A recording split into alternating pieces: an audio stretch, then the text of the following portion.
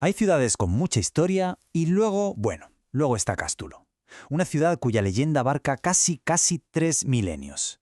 Esta es la historia de un poder inmenso, de una alianza sellada con sangre y sobre todo de una traición magistral para sobrevivir. Vamos a sumergirnos en cómo una ciudad se la jugó, apostándolo todo a un solo caballo, y ganó. Y es que esa es la clave de todo. No estamos hablando solo de un montón de ruinas. Esto es una auténtica clase magistral de estrategia política que atraviesa los siglos. Es la lección, que nunca pasa de moda, de que a veces para sobrevivir hay que ser muy, pero que muy pragmático. Vale, para entender la magnitud de la apuesta de Cástulo, primero tenemos que viajar muy atrás en el tiempo, porque mucho antes de que Roma o Cartago aparecieran en el mapa, Cástulo ya era una superpotencia por derecho propio. Era, ni más ni menos, que la capital del pueblo íbero de los soretanos. Y ojo, no pensemos en una aldea cualquiera, para nada. Era lo que los historiadores llaman un oppidum, que para que nos entendamos era una señora ciudad fortificada. De hecho, era el oppidum más importante de toda su región, un auténtico centro de poder y de riqueza.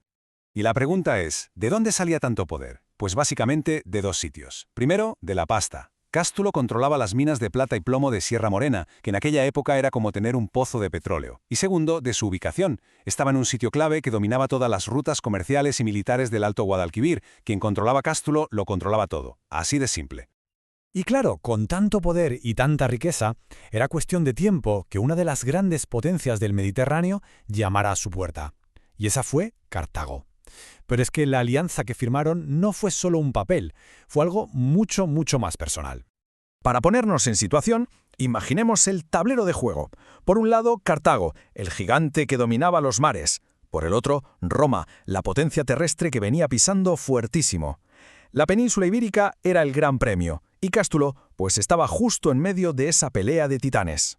Y aquí la historia se vuelve legendaria, de película vamos. Para sellar ese pacto entre Cástulo y Cartago, el mismísimo general cartaginés, el gran Aníbal Barca, se casó con una princesa de allí, una mujer llamada Imilce. Esto fue sobre el año 221 a.C. La geopolítica y la estrategia dinástica, todo en uno. Pero ya se sabe que las alianzas, y más en tiempos de guerra, no son para siempre. Cástulo se había unido a Cartago, pero cuando el viento de la guerra empezó a cambiar, sus líderes tomaron una decisión increíblemente audaz que iba a definir su futuro para los restos. Y fijaos en lo rápido que pasó todo. La alianza con Cartago era sólida, sí. Pero después de la brutal batalla de Ilipa, quedó clarísimo que Roma era la nueva jefa. Así que, en el 206 a.C., con un pragmatismo alucinante, Cástulo rompió con Cartago y se rindió al general romano Escipión. No fue una derrota, fue un cambio de bando calculado, una jugada maestra. Y la apuesta, que era arriesgadísima, le salió redonda, pero redonda. Al unirse a Roma, Cástulo no solo salvó el pellejo, sino que entró de lleno en Edad de Oro. Se transformó en una ciudad romana próspera y súper importante. Y aquí está la clave. Roma premió esa lealtad. Y vaya si la premió. Cástulo se convirtió en un municipio, lo que le daba un montón de autonomía. Sus líderes pasaron a ser ciudadanos romanos y, quizá lo más importante, la ciudad se convirtió en una parada clave en la Vía Augusta, que era como la autopista principal que conectaba el sur de España con la mismísima Roma. Y claro, toda esa prosperidad se notaba en la calle. La ciudad se llenó de templos, de termas, de casas de lujo.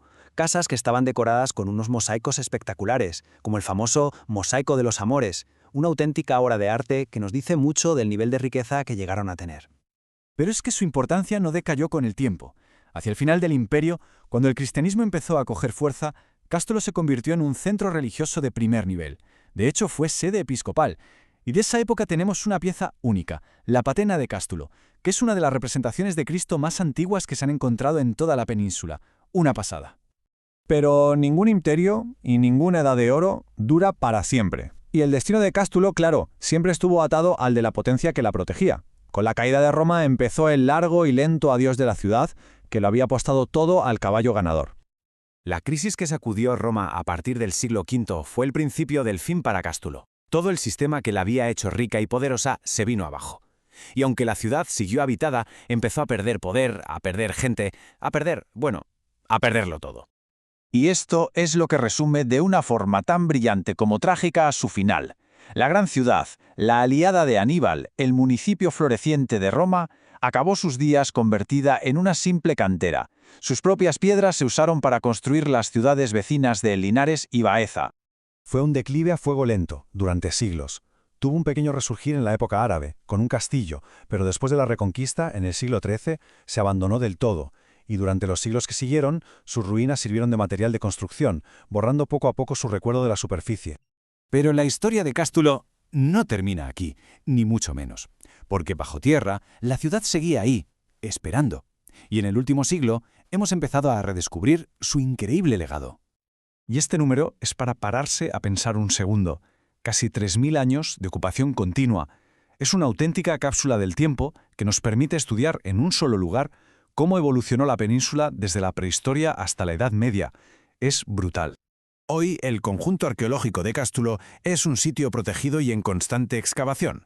Cada año, los arqueólogos sacan a la luz nuevos secretos que nos hacen reescribir lo que creíamos saber sobre los íberos, los cartagineses y los romanos en Hispania. La historia de Cástulo nos enseña que las ciudades, al final, son como las personas. Toman decisiones, apuestan y a veces ganan a lo grande.